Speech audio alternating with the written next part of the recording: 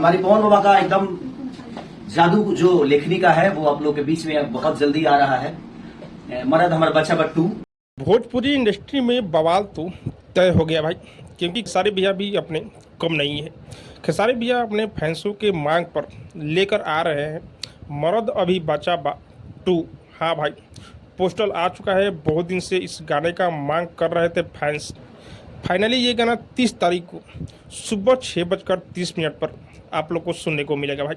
और मैं आप लोग को बता दूं कि इस गाने को खेसारी लाल यादव गाए हुए हैं और इस गाने को लिखे हुए पवन पांडे।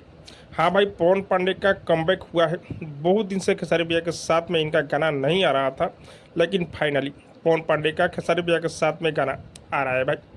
और इस गाने में म्यूजिक आर्या शर्मा का है और इस गाने में खेसारी लाल यादव के साथ में प्रिया रघुवंशी नज़र आने वाली है। तो आप लोग तैयार हो जाइए तांडव मचाने के लिए।